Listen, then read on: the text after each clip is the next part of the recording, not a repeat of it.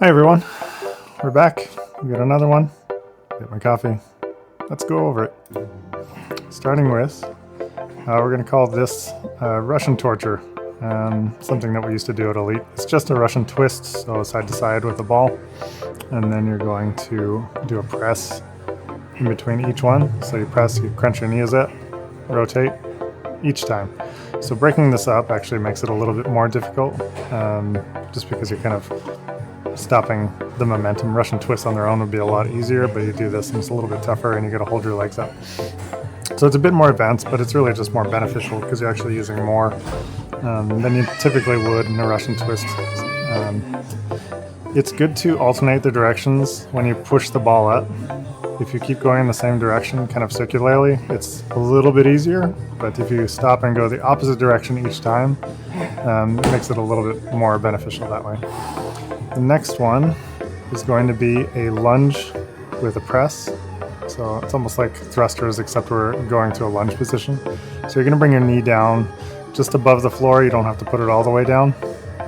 And then you're going to press the weight up overhead. You're going to do the same amount on both sides, and make sure when you're doing it, you're not gassing out on one side and then you don't have enough for the other. Make sure you don't go past the point of no return halfway through, and save enough gas for the opposite side. And then I recommend for the following set, use the opposite leg that you started with. It just gives you a little bit more awareness when you're setting up your sets. This is kind of a crossover. It's a knee raise with a crossover. We're not reaching up for the bar, so it's a little bit simpler. You could reach up for where your hands are, for example.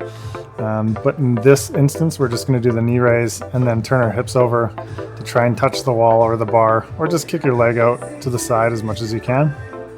So we're getting a little bit of that raise and then some of that oblique action. And you're actually using the upper body a little bit to get into that position too. This is just going to be a Dragon Slayer with a lunge. So it's a little bit more, typically we do Dragon Slayer standing in one position. This time we're going to be doing it with the lunge in between each one. It takes a little bit of practice to do this without knocking yourself over. If you go with a wider stance on your feet, it'll be a little bit easier to stay upright. And that's the gist of it. You're going to be swinging our weight around while you're doing lunges. And then this will be the ball archers. So we're going to take a heavy ball. You can take your time on this one. It's a little bit easier than a standard archer push-up would be. You're going to be doing it with wide feet and wide hands. And it's almost like doing a one-arm push-up, but you use that opposite arm just a little bit to give yourself enough assistance to be able to get up. You can do this from your knees too, so that's an option as well.